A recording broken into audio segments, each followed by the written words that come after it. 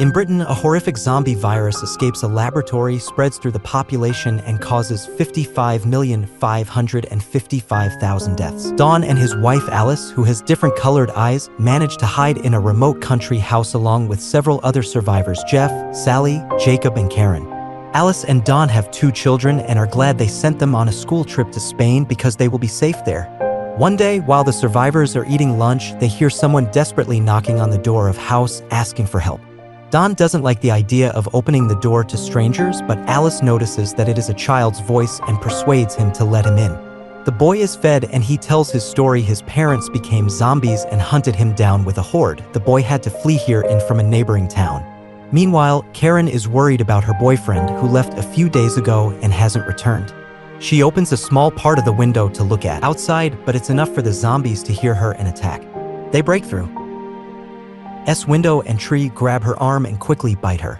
Jacob comes to the rescue and pulls her back as only Karen turns into a zombie and spills a lot of blood before fighting back against Jacob's grasp.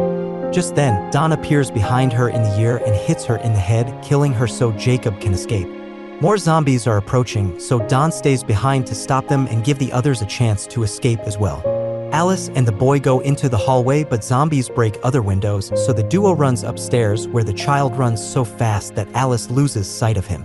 Jeff, Sally, and Jacob try to escape through the barn, but the zombies chase them too. Jeff holds the door so the other 2 can escape, and the door is soon torn down, causing Jeff to quickly die under the zombie attack. Sally cries as she watches her husband being devoured, and this delay allows the zombies to capture her too.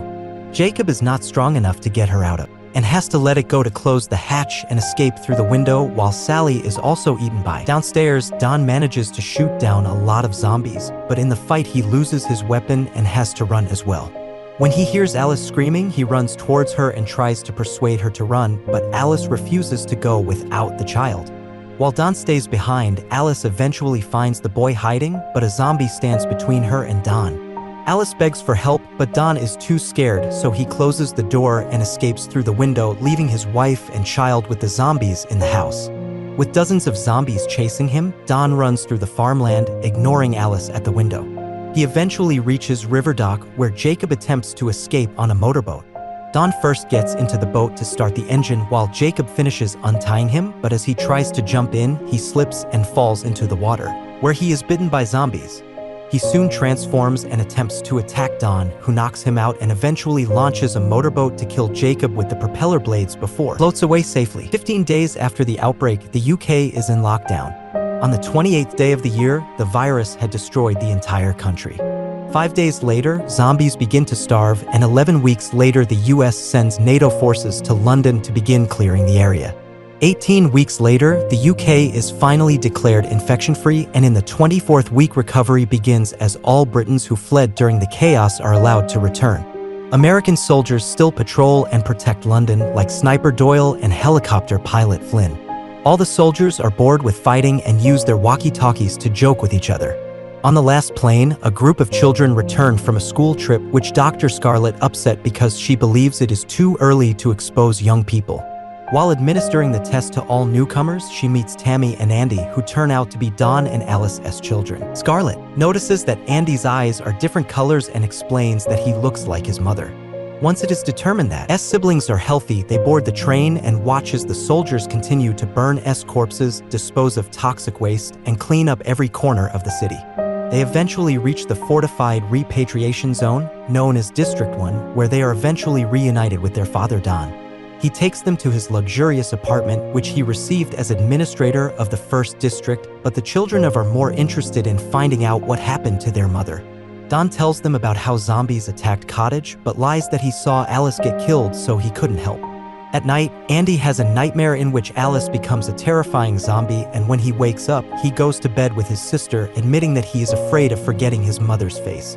The next morning, Andy and Tammy wait for Don to go to work and sneak out of the apartment without telling him. They leave the safe zone and carefully cross the side of the bridge that Doyle can see from S perch on the roof. As he warns his team, the siblings run through an uninhabited part of London, enjoying the absence of adults insulting them. When they find a delivery bike outside a pizzeria, Tammy goes inside to look for the keys and is horrified to find rotting corpses everywhere. Tammy covers her mouth and nose, carefully removes the keys from her body, and is scared by a bunch of cockroaches. Then she grabs the helmet and meets up with her brother again to leave on the bike together. As they drive through the city, they see all the damage caused by the zombie attack and all the additional graves that have been built in the last few months. Eventually, they reach her old house, where they take Alice's photo and collect some of her old things. When Andy enters this attic, he finds closed windows and lots of spoiled food on the table, as well as strange markings and sibling names on the wall. Suddenly, he sees someone in the mirror and thinks it is Tammy, but the person comes out and turns out to be Alice, who has bloodshot eyes but is otherwise fine. Alice rushes to hug her son, and Andy is happy at first, but soon Alice begins to hug him tightly. At that moment, the military arrives, takes the children, and takes Alice prisoner. Sometime later, Alice is carefully showered and tied to a stretcher. Scarlett tries to ask her some questions, but Alice remains silent. Scarlett then takes a blood sample and finds that Alice was bitten by, which makes no sense since she hasn't transformed. When Scarlett finished her testing, confirmed that Alice was carrying the virus and could infect others but was somehow immune. This number means that she could be the key to developing a vaccine, but her superiors want to kill her before she spreads the virus and tell Alice to run a test on the corpse later. Meanwhile, the siblings are quarantined, and when Don visits them, they yell at him for lying. Feeling guilty, Don sneaks past the military guards to visit Alice in the internment camp. He apologizes for S escape and explains that he was reacting to panic, to which Alice replies, "I love you." Don responds to the words and kisses his wife. Her saliva immediately infects Don, who feels very sick and begins to scream in pain, turning into a zombie. Alice is very scared, but she is still bound by and cannot escape the approaching Don, who hits her, bites her neck, and then breaks S eyes. Afterwards, Don attacks a group of guards and kills them with his bite before leaving hospital to spread the virus throughout the 1st District. When the authorities find out what happened, they go to the security bunker and implement a lockdown called Code Red. As S soldiers prepare for battle in the city, Tammy and Andy watches their guard walks through the door, but returns and turns into a zombie. He starts banging on the glass, trying to reach her until his head suddenly explodes when Scarlett shoots him. Then she frees the children and takes them with her. She sees all 55,555 bodies in the building fleeing. They soon find themselves in a desperate crowd trying to escape, and when the soldiers are about to tell Scarlett that the civilians must go through the other door, she announces to them that the children are their top priority. An argument breaks out, and in the chaos, Andy is separated from Scarlett and Tammy and forced into a garage with a safe room along with other civilians. The soldiers then lock them all up for protection just before the power goes out across the entire area. While waiting, Andy hears a noise, goes to the door, and finds his zombie father covered in blood. Don goes crazy and rattles the door until he manages to break in, quickly pouncing on the civilians to bite them. Andy runs away in a panic and tries to hide as the virus begins to spread in the garage, causing people to panic and making the whole situation worse. Now Don isn't the only one biting people. Zombies appear all over the room, making even more of them. Andy manages to climb onto the crowd and crawl away until he reaches S ventilation system and hides there. The remaining people eventually pick the lock and climb the stairs, which also allows the zombies to escape and further spread the virus. There are enough emergency lights on the streets for soldiers to run to the hospital and to provide cover for snipers. Soon the zombies reach the lobby, so Scarlett and Tammy start running away while the soldiers from open fire. Doyle and the other snipers on the roof kill one zombie after another with amazing skill, but no matter how much they shoot, more keep coming out. It is also becoming increasingly difficult to know who is infected and who is not. They're supposed to just be shooting zombies, but after seeing the chaos on S security cameras, the authorities admit they've lost control and order the soldiers to kill everyone in sight. As the soldiers increase their fire and the massacre begins, Andy emerges from the vents amidst the chaos. Luckily, he finds himself in a sector watched by Doyle, who refuses to kill the survivors. He then shoots every zombie near Andy and even the one that almost killed him, to give the child a chance to escape with the other survivors. Several zombies reach the rooftops and start killing other snipers. After clearing the road, Doyle has no choice but to flee as well. The survivors escape to the warehouse, where Andy meets up with Scarlett and Tammy again and tells his sister about their father. Doyle soon appears and offers to remove the survivors from the territories before the military kills them too. The group exits the building through the back door and carefully makes their way through the streets, always trying to stay in the dark so they won't be noticed by the other guards. While Flynn flies by in a helicopter, Doyle has the group wait for and distracts Flynn via radio before getting the group moving again. Flynn then tells the bad news: in 4 minutes, the military will begin bombing the entire 1st District. Doyle convinces him to pick him up at Regent's Park without telling him about the survivors. Group then starts running towards the park, but a sniper kills one of the boys. The group rushes to hide, but Sniper doesn't stop shooting and several other survivors are killed. Scarlett gets injured. And now it's just her siblings Doyle, and a man named Sam. Once they are hidden behind a wall Doyle attempts to use the reflection of a piece of metal to find Sniper, who immediately shoots the object. This makes it clear to Doyle that this guy is not a real soldier, but just a panicked civilian. Doyle asks Sam to zigzag to distract and kill the shooter, but Sam refuses, so Andy comes out instead. The zigzag run is enough to make Amateur miss all of his shots, giving Doyle enough time to kill the guy with just 1 shot. Andy then hides behind another wall and is shocked to see his father standing nearby, but before he can react, S group is after him and Don's image disappears. The group then runs as fast as they can and climbs over a fence to get out of District 1 just before the area is bombed.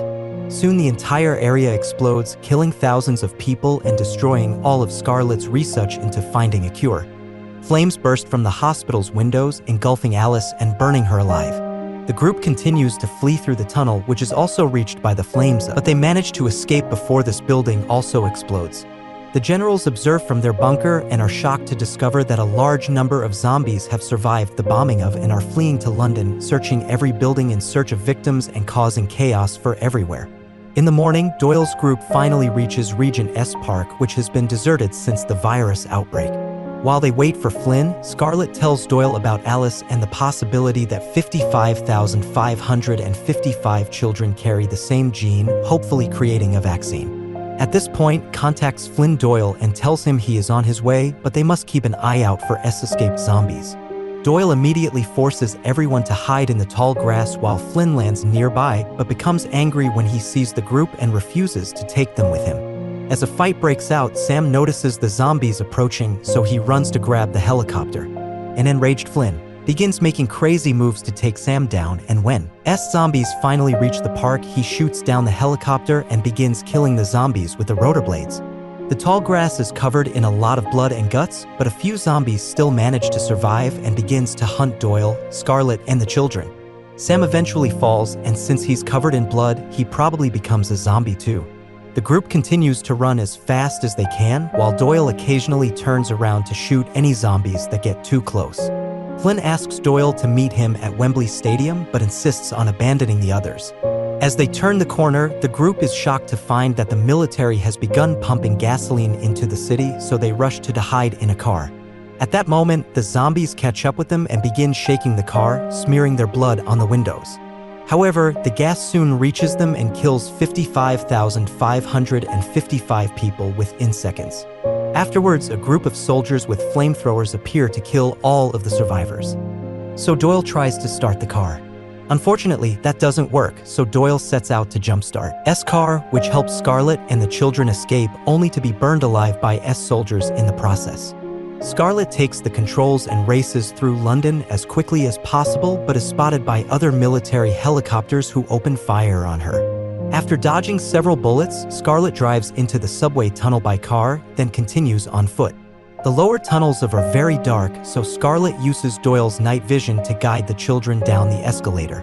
However, they step on the old bodies and slip, causing them to fall and fly apart. While walking through the corpses, Scarlett begins calling out her siblings' names and is reunited with Tammy, but the noise allows the zombies to find her too. The creature takes Doyle's gun and begins beating Scarlett until she dies. After the zombie disappears, Tammy grabs her gun and is devastated to see Scarlett's body. Meanwhile, Andy finds himself on a dark platform where he finds the zombie that killed Scarlett. The monster jumps at him and bites his neck, so by the time Tammy arrives, it will be too late. When the zombie looks up, she is shocked to see that it is her father, but after initial hesitation, she shoots him anyway. A crying Tammy then checks on her brother, but Andy runs away, afraid of infecting her. Tammy immediately follows him, and when Andy accidentally falls, Tammy finally checks on him and notices that his eye is bloodshot just like Alice's, meaning he is also invulnerable. Afterwards, the siblings arrive at the stadium and give Flynn the bad news about Doyle. With no other choice, Flynn takes the children with him and flies via Great Britain to escape to mainland Europe. 28 days later, Flynn's helicopter is empty and abandoned in France, and someone radios for help. Zombie horde is then shown running towards the Eiffel Tower, showing that the virus has now spread beyond the UK. Make sure to subscribe and turn on notifications so you can watch more videos like this.